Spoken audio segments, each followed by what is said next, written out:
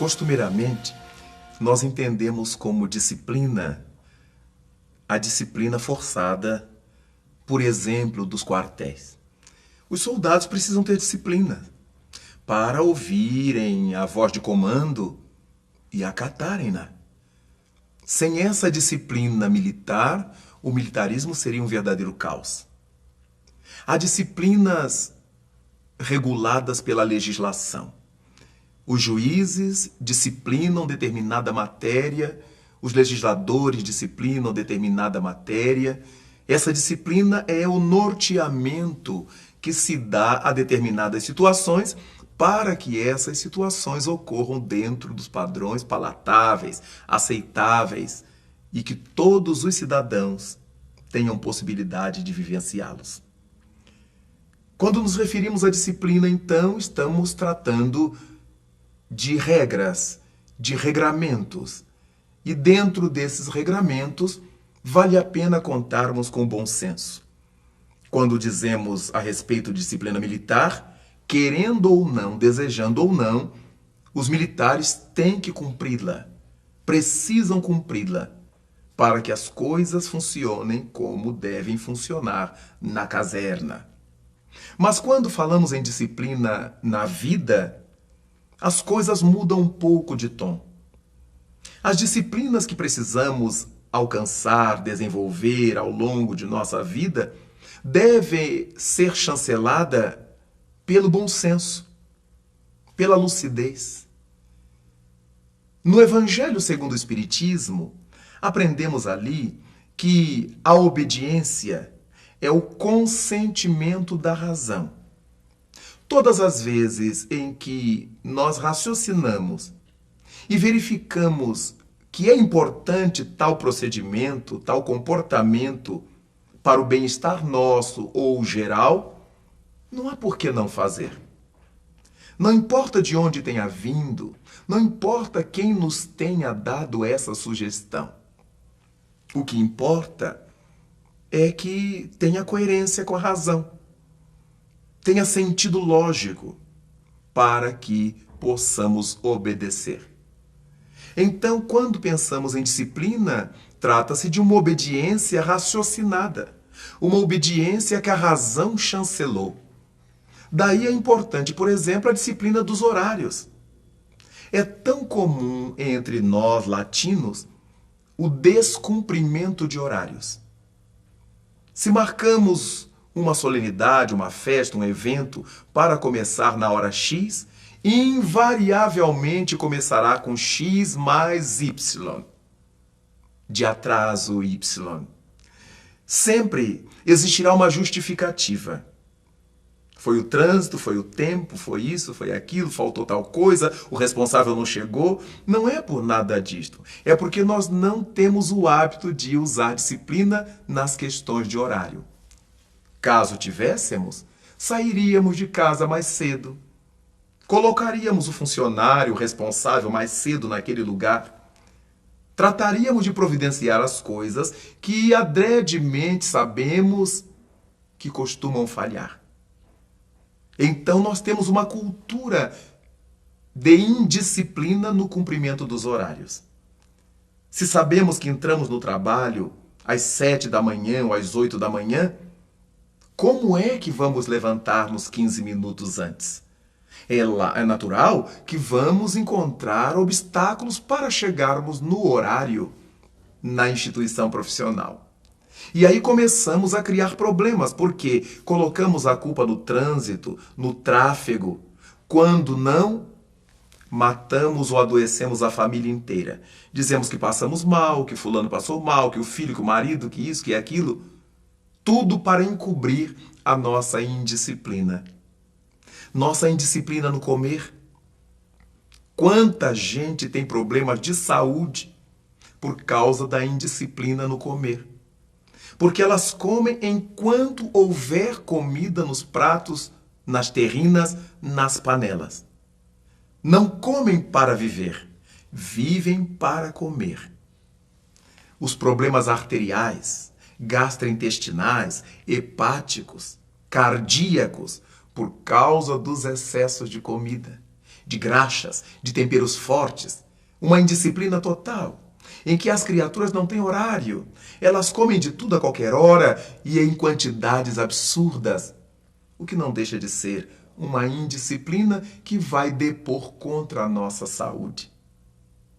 A indisciplina no trabalho. Como há aquelas pessoas que detestam trabalhar, há outras que trabalham enlouquecidamente, sem avaliar as condições do corpo humano, e se tornam os chamados workaholics, as pessoas que trabalham excessivamente e acabam por adoecer o corpo e não usufruir das bênçãos desse veículo formidável de que nos dotou a divindade.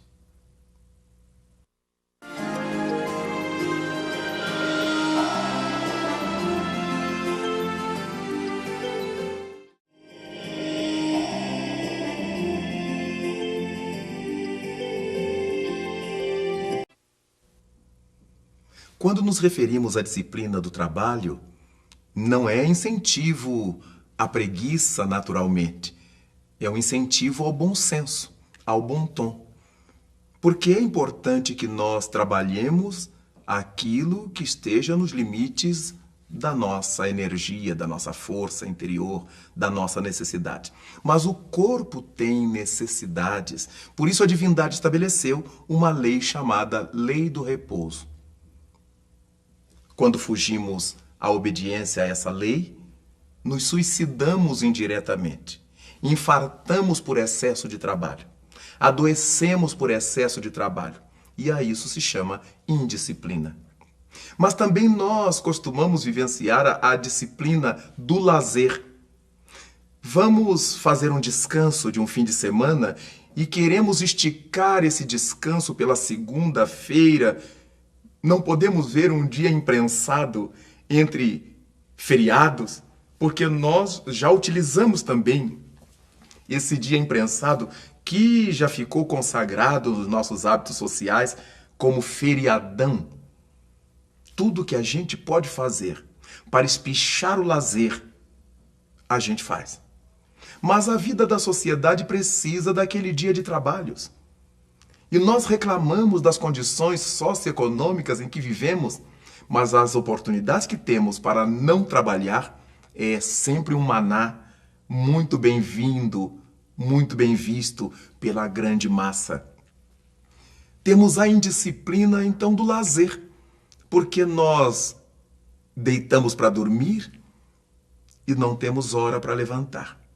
Poucas são as pessoas que dizem, tal hora eu já estou acostumado, eu tenho que estar de pé. Mas há outras que, se deixarmos, elas emendam. E a cortina que separa o lazer da preguiça é muito tênue, é muito fina. E a preguiça será sempre a indisciplina do lazer. Desse modo, pensamos em outro tipo de indisciplina que é a do falar. Às vezes nos damos conta de que falamos por falar. Poderíamos ficar quietos 5 minutos, 10 minutos, meditando, pensando, mas temos o costume de falar.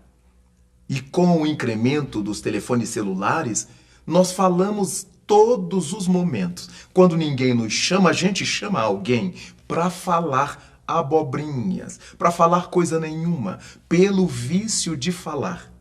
E há pessoas que despautam de tal maneira ao falar que elas não têm ponto, não têm vírgula, não têm travessão. Elas falam por compulsão. Totalmente indisciplinadas. E falam alto e gritam a indisciplina da fala. Não importa se haja alguém lendo no ambiente, assistindo a um programa, conversando suavemente, nós queremos falar. E falamos, e falamos. Se vamos a um concerto, ouvir um musical, temos que falar, explicar para o outro o que o outro já está vendo. Falamos por falar. É uma doença, sem dúvida, do hábito mal conduzido, indisciplinado. É importante pensarmos na disciplina que nos ensina a levantar o braço até onde nós alcançamos. é uma forma disciplinar. Se eu quero comprar alguma coisa, por que eu tenho que mergulhar em crediários inacabáveis se o meu salário não dará para quitá-los? A disciplina nos leva a pensar em juntar o recurso para comprar depois ou fazer o crediário que caiba no nosso salário sem que a família passe necessidade, sem que a família passe apertos. E isto se chama bom tom, bom senso, disciplina nos gastos. Há famílias que ganham X e consomem 2X. Não conseguem viver jamais dentro do orçamento familiar. As despesas sempre extrapolam. É natural que numa família comum haja ocasiões de um acidente, uma enfermidade que exigiu que a família se endividasse, mas não como uma praxe, em que nós sabemos que não poderemos, mas estamos sempre contando com a indisciplina. Pagamos alguma coisa em 300 vezes e pagamos essa coisa 300 vezes. Pela indisciplina de não saber esperar um período melhor para comprar, quando os preços caiam um pouco mais ou quando tenhamos melhores possibilidades econômicas. Daí, a disciplina é uma virtude que deve nos acompanhar em todos os momentos da nossa vida. Seja o seu falar, sim, sim, não, não, propôs Jesus. E isso é disciplina. E dessa maneira, na medida em que nós dizemos o sim quando necessário e dizemos o não quando devido, aprendemos a usar a nossa fala comedidamente, sem nenhuma necessidade de gritar, porque não será jamais pela indisciplina que nós conquistaremos a paz interior, mas pelo contrário, nos ajustaremos a ela na medida em que sejamos pessoas disciplinadas.